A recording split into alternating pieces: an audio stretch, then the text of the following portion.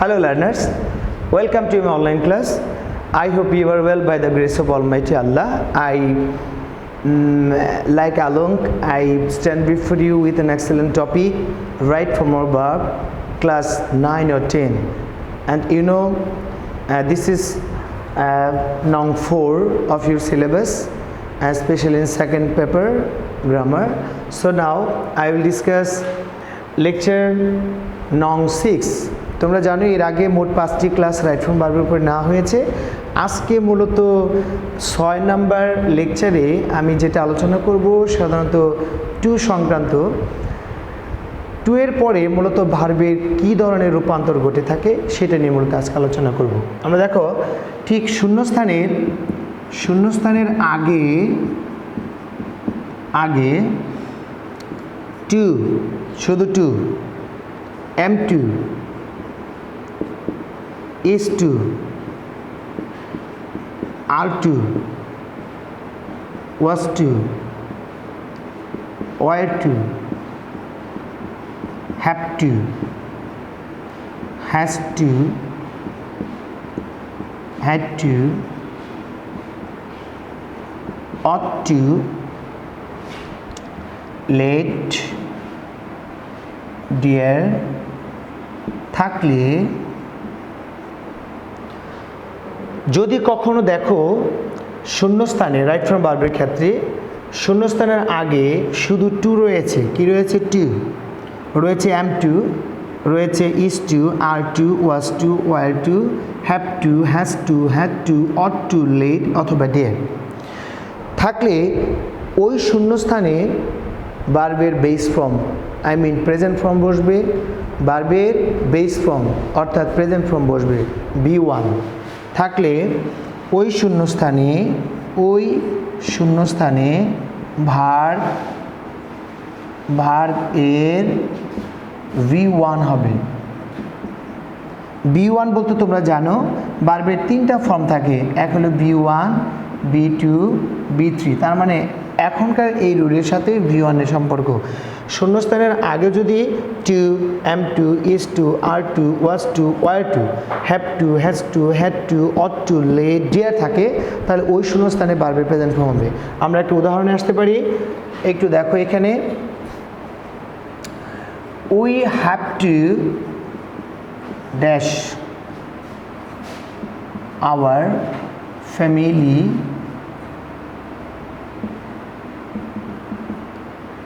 matter. Number 1, number 2, I am to dash many thing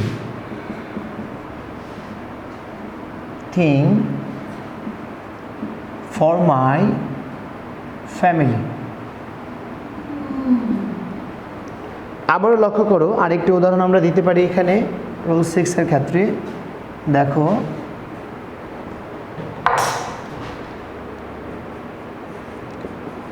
the student ought to dash regularly.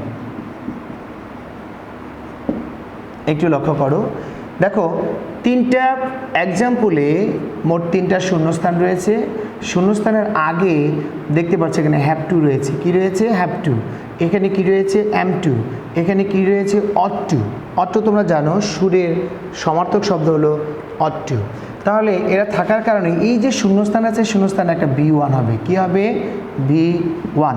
কি B1 হবে সেটা কিন্তু আমরা এখনও জানি না, তবে সেন্টেন্সের সাথে অর্থের মিলিয়ে তুমি যদি বসাও, রুলটার সাথে মিলিয়ে নাও, তাহলে কিন্তু সহজে বুঝতে পারবে কী ধরনের ভার্ব দিলে আমার সেন্টেন্সের সাথে মিলে যাবে। We have to dash our family matters. দেখো এখানে মেনটেইন এটা করা যায়,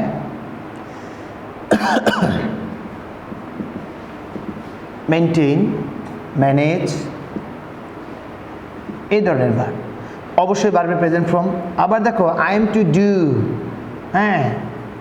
I am to do many things for my family. আমাকে আমার পরিবারের জন্য অনেক কিছু করতে হয়। কেমন? The students ought to dash regularly, তার মানে কী করতে হবে? নিয়মিত স্টাডি করতে হবে, নিয়মিত স্টাডি করা উচিত বা রিড।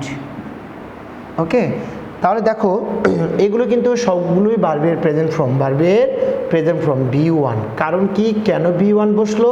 কারণ আমরা দেখতে পাচ্ছি শূন্যস্থানের আগে আমার এখানে to, have to, am to, is to, এই যেখানে আমাদের লিস্টে কিন্তু দেওয়া আছে যে এদের পরে সাধারণত কোনো ভার্ব বসলে সেই ভার্বের সাথে ভার্বটা কী হবে? প্রেজেন্ট ফর্ম হবে। তাহলে আমি যদি আরও দুটো উদাহরণ টেনে নিই তাহলে তোমরা আরও সহজে ক্লিয়ার হয়ে যাবে যে কেন বসছে এখানে। যেমন ধরো,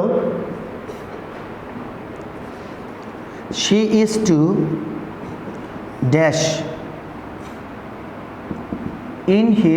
in her family, in her school। তার স্কুলে কি করতে হয়?